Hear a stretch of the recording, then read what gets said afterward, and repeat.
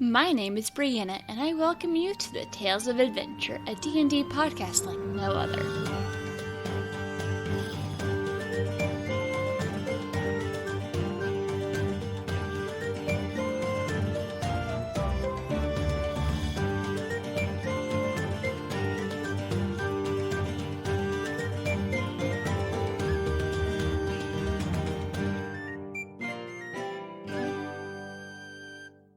Hello, my name is Ryan Michael Beans, and I play Jeffica Simpson, or Jeff, on the Know Your Role podcast, the People's D&D podcast.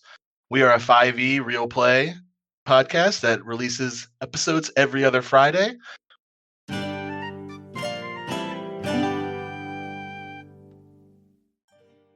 Jeff wraps himself in his leather duster and basically just barrel rolls right through the window, does two little somersaults, pops up, arm on the bar. Well, hello. Oh, you must be Jeff, correct? Yeah. Hi. Hello. Nice to meet you. Who are you?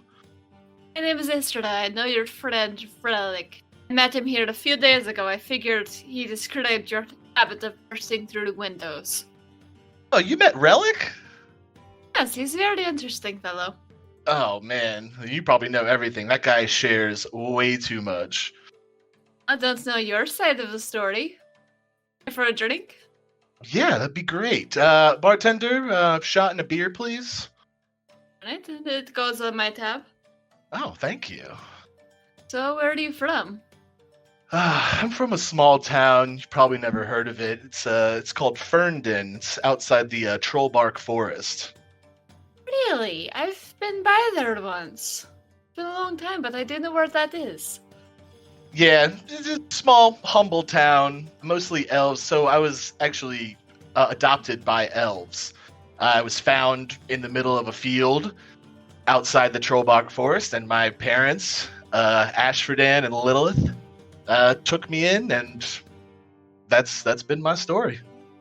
Very kind of them. Unfortunately, not everyone sees a baby tiefling and takes it in.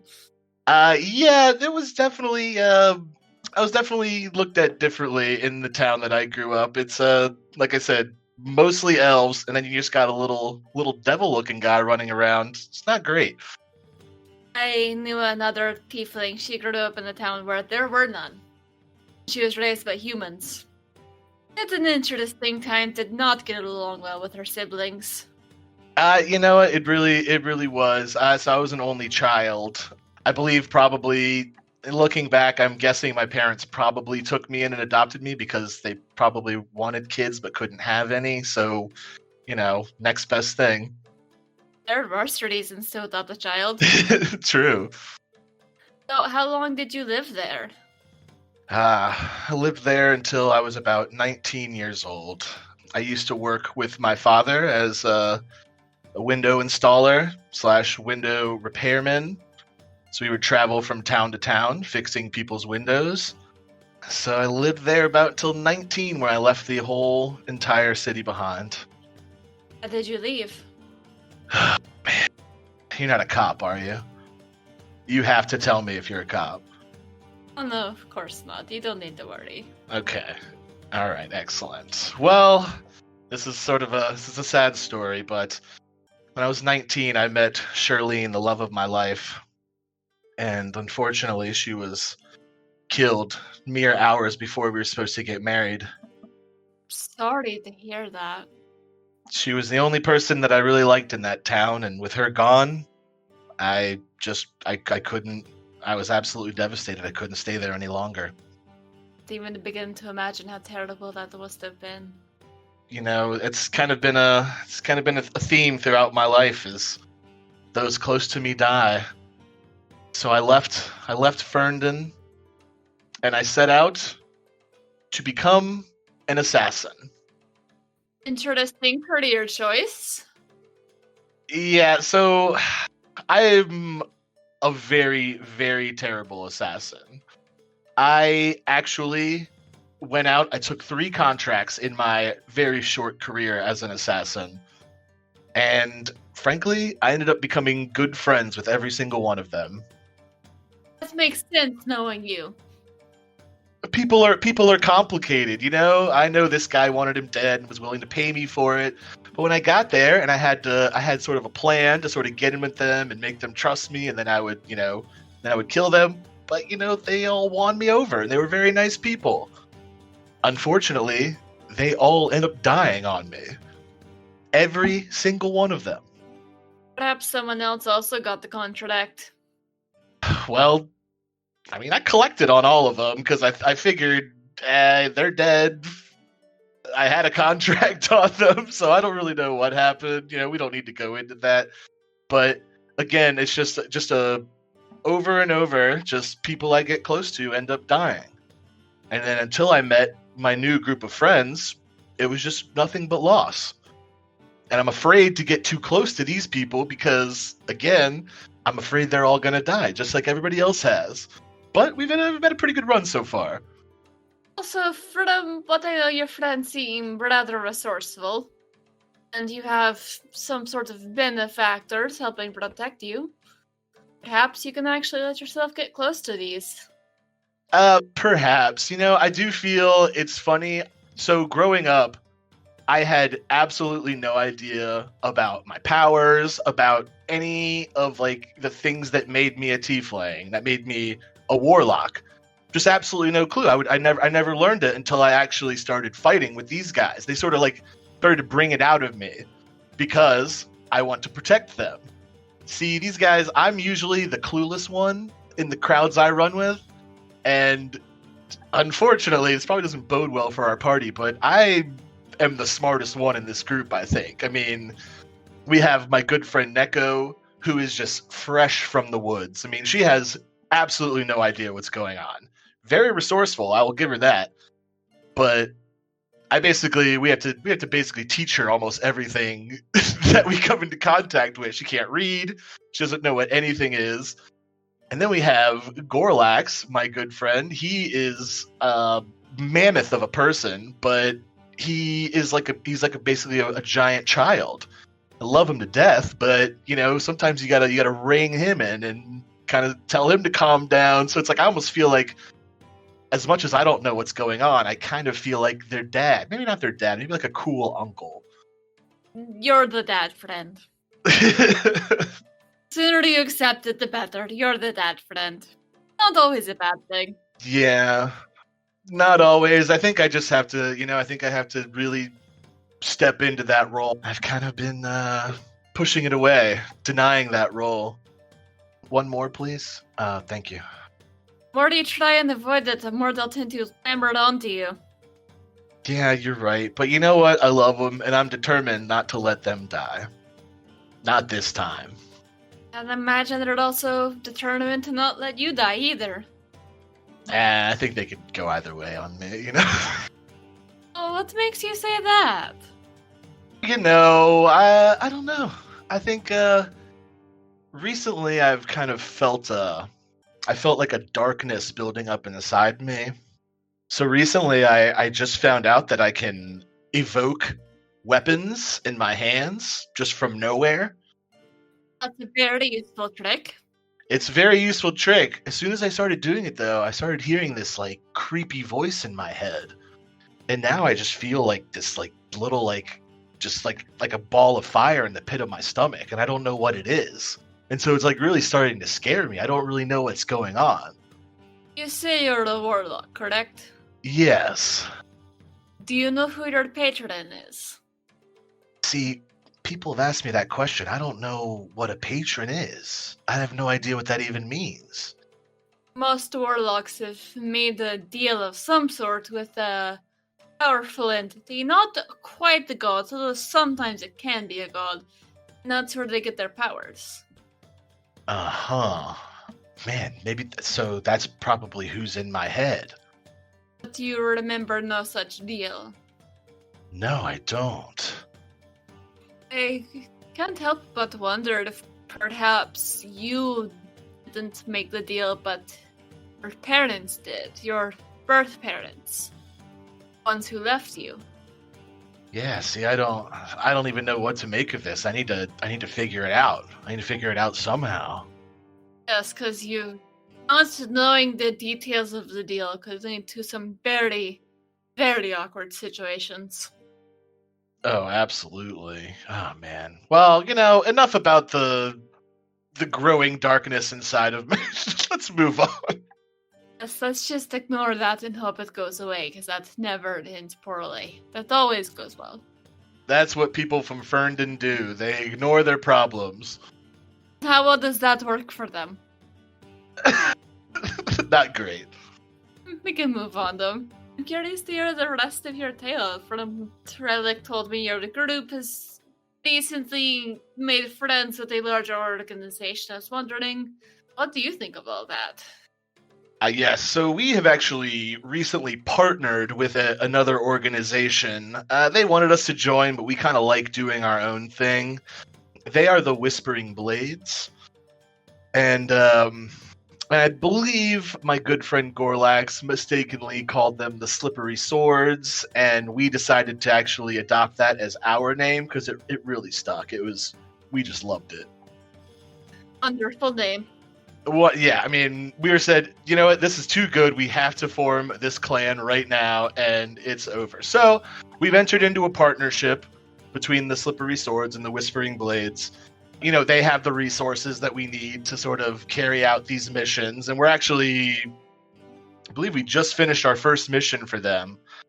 And so we're fighting this organization called the Pillars. Much about the Pillars. We actually just met the first pillar, and she was quite a handful. So we actually let's actually backtrack. When I first met Gorlax, Neko, and Relic, we all got a letter, just a random letter that said they were recruiting us for this mission. Now, come to find out, we end up going into a swamp. We end up fighting a giant ogre wearing a brown vest, and we end up killing this ogre. We meet this guy named Billups. I'm sure he told you about Billups. Do not trust Billups. Yes, I've been warned. Multiple times. You've been warned about Billups? Okay, cool. Frog, McGoggle, galoshes, run for the hills. Apparently he's incredibly dangerous. I just know him as a liar, but I've been told he's like one of the most powerful people in the entire world. We'll see. That's odd coming from a frog, but then again, I for one note that never judge things by their appearance. Again, yeah, it's tough. So, okay, here's where it gets freaky. We come to find out that we have been in some sort of time loop for who knows how long. So we've been stuck in this time loop where we go through this mission, this exact mission that we've gone through, and we fail, and we start right from the beginning again. So obviously hearing this really throws us for a loop, completely freaks us out. It would freak most people out. Yeah, and so now, knowing this, we're just trying to get to the end of it and hope that we don't have to just start over again. How in the world did you end up in a time loop like that? I wish I could tell you. I really wish I could tell you. One day, I'm sitting there with my old best friend. He dies. I get this letter. I go meet these people, and apparently, I've been doing this for maybe forever. Who knows? How long is the time loop? Has the time loop been my entire life? I don't know. It's really freaky. It really messes with you. That definitely explains why I got such a bad headache when I first came here. Time distortions make me sick, literally.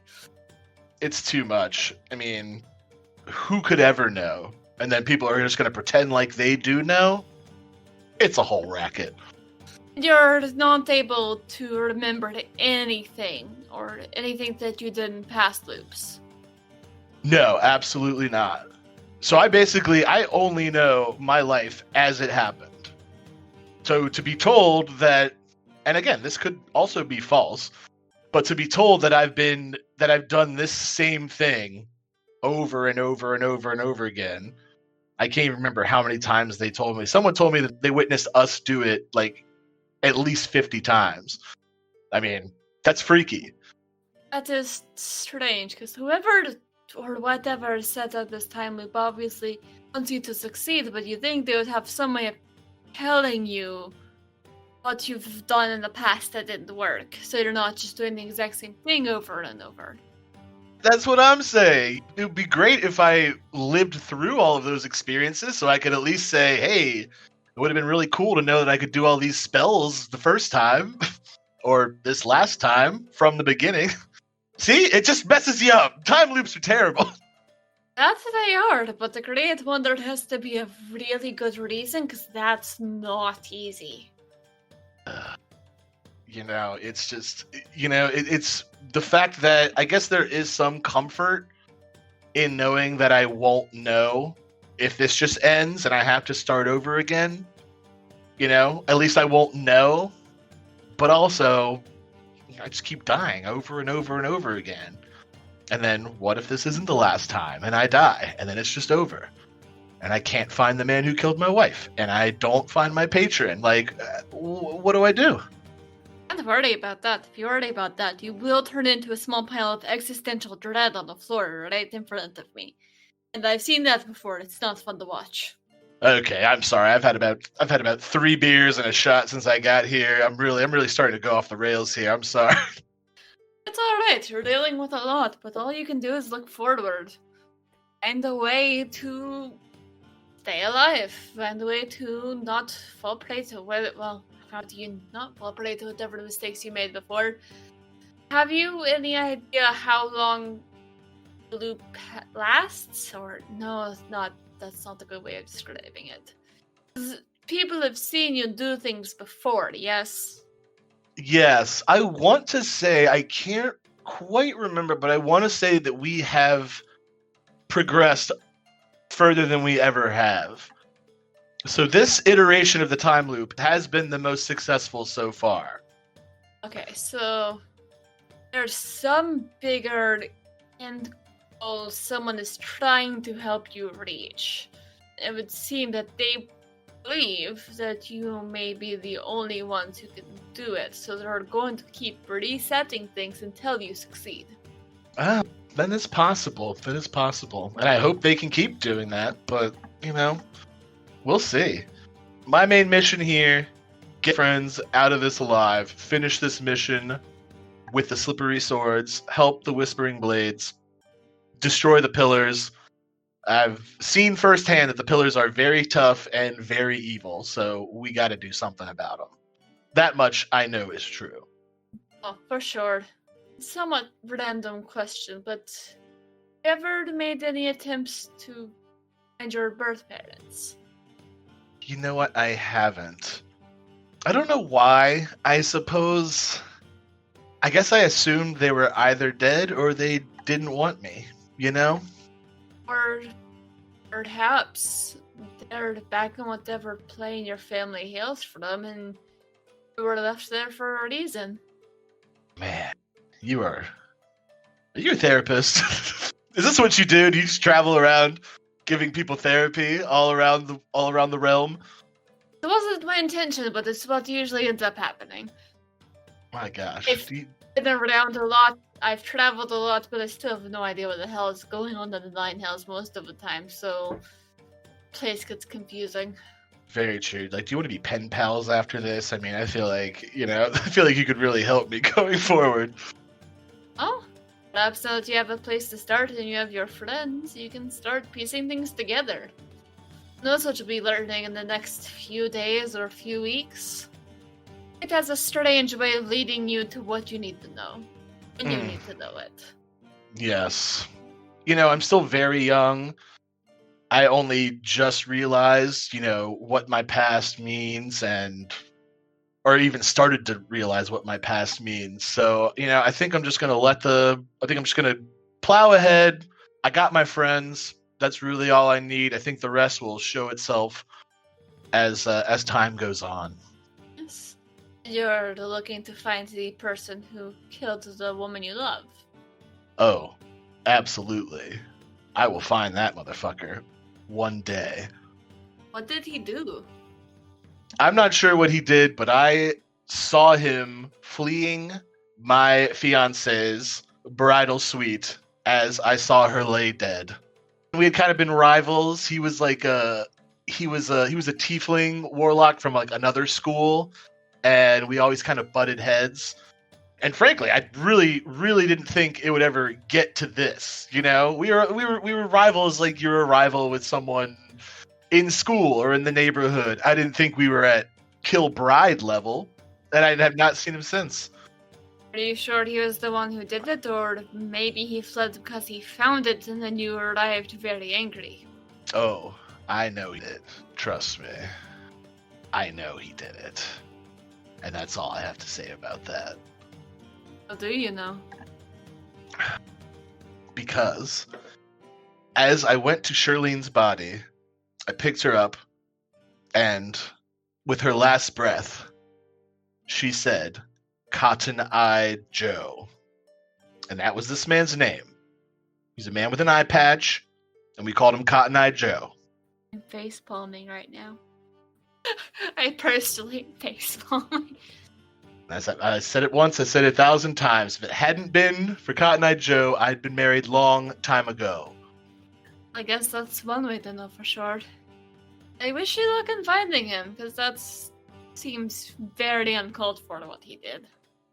Incredibly. So, what are you and your friends up to now?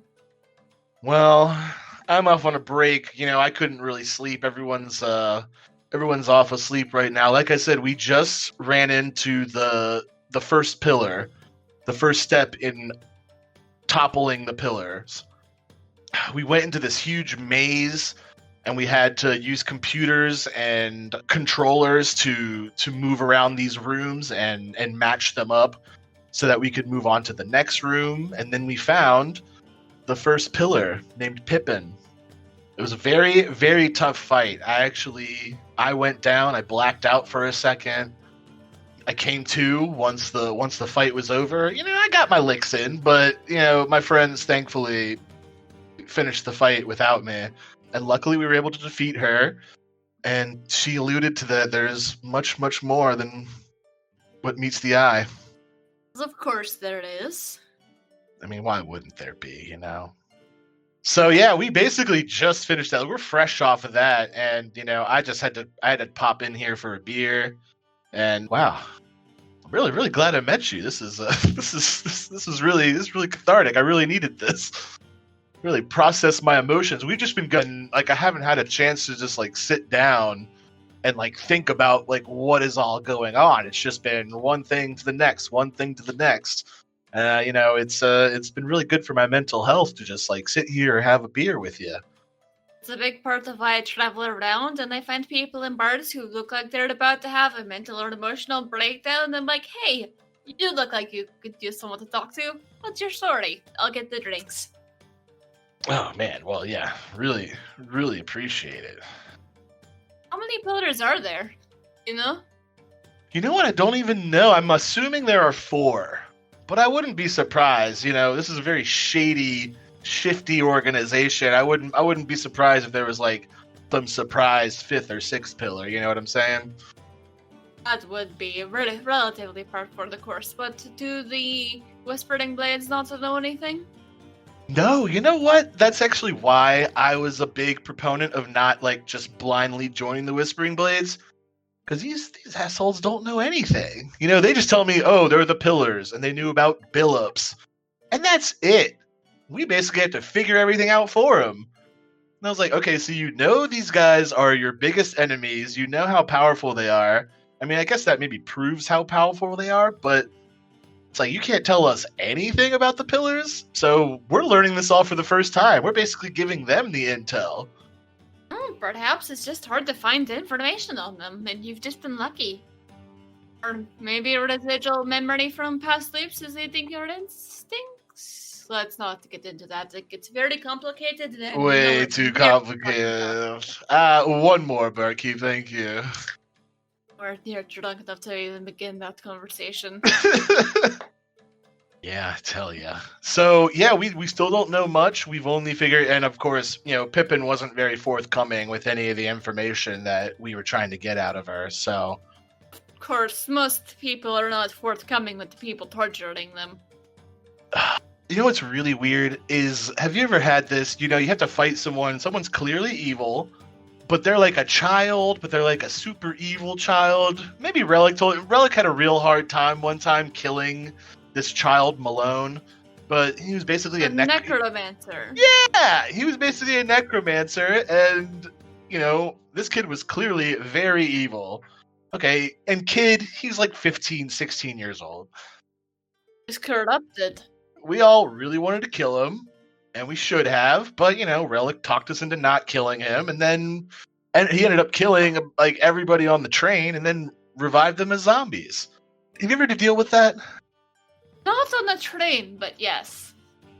Yeah, well, that was the other thing with Pippin, is that Pippin looked like a 16, 17-year-old girl, but she was like 200 years old. So we had to keep in our minds, like, okay, this is not a child. This is not a teenager.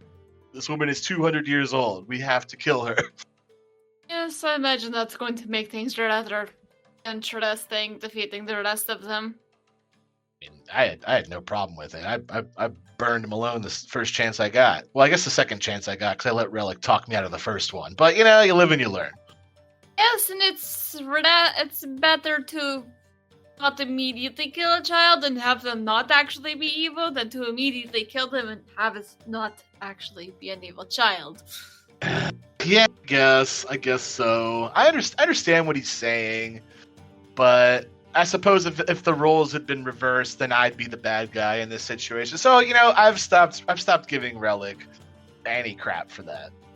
And he's got quite a lot to learn, but he seems to be coming along pretty well with understanding what it means to be, I use the term human very, very lightly. Yeah, I think, bless his little heart. He's only really been sentient for like 2 years. So he's like still very new to life in general. Like, again, like we have all these, like we have me who just didn't even know he was a tiefling warlock for the longest time, didn't know I had any powers. We have a giant fighting baby, and then we have basically 2 people who are brand new to society. It's a very, we really got to stay on our toes with these guys. Oh, perhaps it will be a good way to learn the world, and at the very least, it makes you harder to predict. That is true.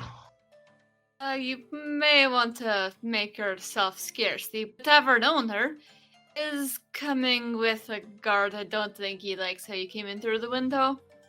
Okay, yeah, actually, you know what? I'm getting pretty drunk, and I did break that window when I came in. Surprised it took him this long to catch on to me.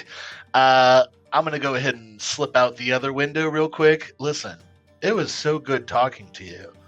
It's a pleasure meeting you as well. Hopefully we'll meet again sometime. I really do, because like this was like this really meant a lot to me. Like I really got a lot off my chest. I got a lot to think about going. Oh, here he comes. Okay, I gotta go. Bye.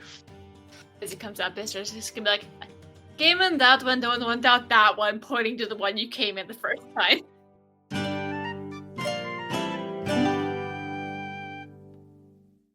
Hey guys, Brianna here with a quick message for all of you lovely members of the TTRPG community. We have a group of friends who needs your help.